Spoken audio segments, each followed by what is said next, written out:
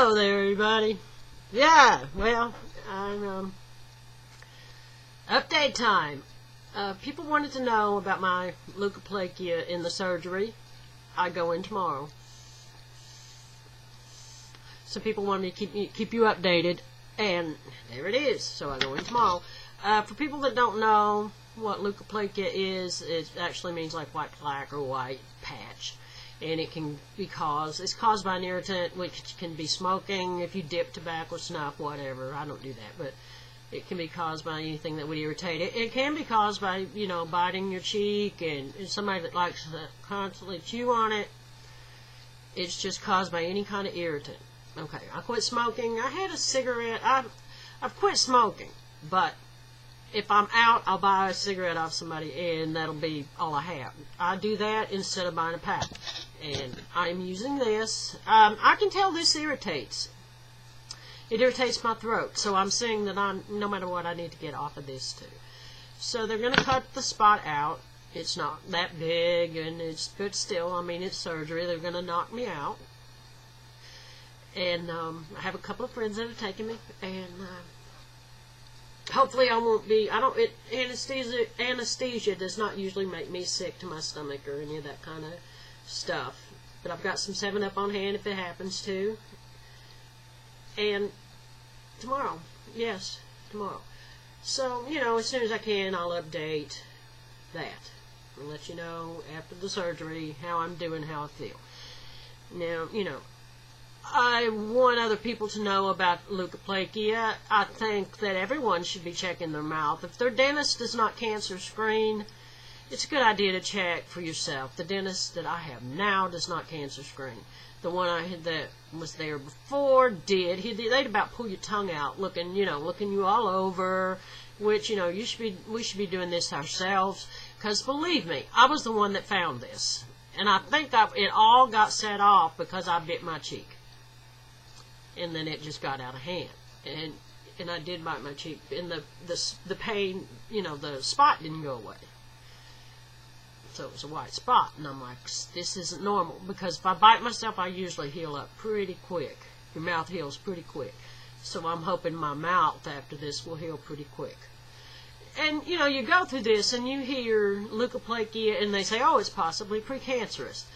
Well, you start thinking about things. The first time I heard that, I freaked out. I came home, made a video of me melting down, and I put that video on private. I just melted down, and I was like, how am I going to quit smoking? Because the cigarettes had a real hold on me, and this still does. But, since I sing, my voice is improving. And I think it'll improve some more if I get off this, and my throat's, everything's gonna feel better getting off this too. It might take me a while. I've gone to I'm using Halo Tiki Juice in a 333 Ego. If anybody's interested in what I'm using, that's it. So but the next, I've got this bottle which is just about empty. And then it's 24 milligrams per milliliter, and the next one I'm going down to 18 milligrams per milliliter. So maybe I can wean myself off. But it's weird. I mean, I like the thing in my video where the smoke. Well, you can use actually a liquid in these that has absolutely no nicotine in it. If I want that to be a part of my signature thing that I do, I could actually use this without any nicotine in it. I don't know how bad it would bother your throat. Don't know. I haven't tried the stuff without any nicotine in it. And it's a pretty bottle. It's blue, and it's got a, don't spill your coffee. It's got a dropper. Yeah, I'm about empty. It's got you a nice dropper. Well, this isn't the video for that. But anyway, I was going to show you me filling it, but that's not the video for this. Of course, when it comes time for something like this, you have the word pre-cancerous said to you. You start looking at your own mortality. And then I start asking myself questions. We all know we're going to die. We don't know when. We don't know how. I want to be the kind of person that lives bravely. I want to be the kind of person that dies bravely. And it's like, I'm looking at this, what does that mean? What does that mean to me? My definition might be different than yours. Like for some people, dying bravely would be to die in absolute pain and not take anything like morphine, you know, while they're in pain and dying, and die that way. To me, that's not necessarily bravery, you know. And to me, it may be, I'm going to let them cut this out. After that, I don't know what I will do. I mean, we're going to have to find out what's going on with it, and if there's any next steps. That might be the end of it. But when Linda went through her cancer, and I pretty much felt like they butchered her, and I made up my mind at that moment that if I had lung cancer, they would not touch me. I mean, but this is a different thing, so I'm gonna give them a shot. But I pretty much already made up my mind that I will not take chemotherapy or radiation if it comes to that. I just won't. Unless they can talk me into it, and I don't know that they can. I'll be honest with you, I don't have a whole lot of faith in the medical community after what I saw Linda go through. Now, I know there are people that go through cancer, and they live many years afterward. That they do. And this is a choice that I'm going to have to make on my own if it comes to that. But yeah, what is to die bravely? Is it on your own terms? I mean, it may be the bravery to take yourself out rather than be in a lot of pain. And that takes bravery. I'm not saying that I'm going to do that, but I mean, I question society's mores and values and everything. I question everything. After I started to come out of Christianity, I'm like, well, society seems to be, they're wrong about this Christianity thing. What else are they wrong about? So it's like I start questioning everything. Now, of course, there's some values in society that I have completely agree with. That society, you don't murder, you don't rape, my biggest value is to not harm other people. That's one of my, that I don't harm other people. That's very important to me. And it's hard to get through life without doing it in some way. We all do. I do it through neglect, maybe, by not being there, by disappearing, by being part hermit. But, I'm part hermit. What can I say?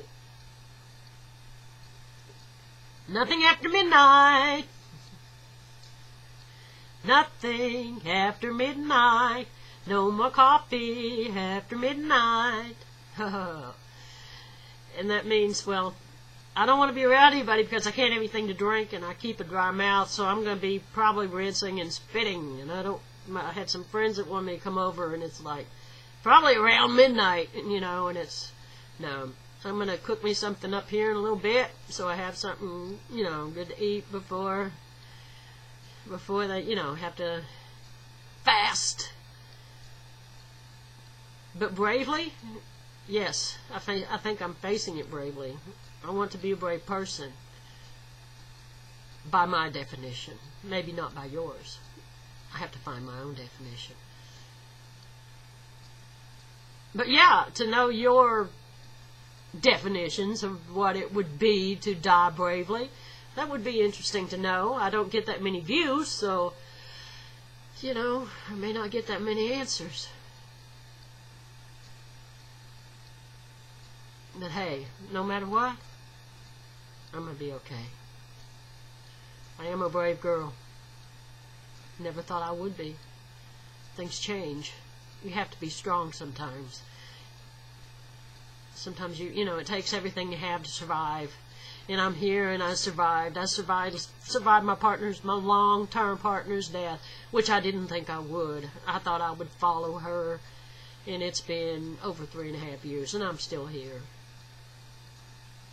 And I love myself, whereas before, I don't think I really did. I learned to love myself. Love yourself, people. You're awesome. Unless everybody's awesome. That's my kind of definition and thinking. But, as long as you're not harming other people. If you're harming somebody else, well, you're not so awesome. You're not behaving so awesome. To me, that's just the way I feel about it.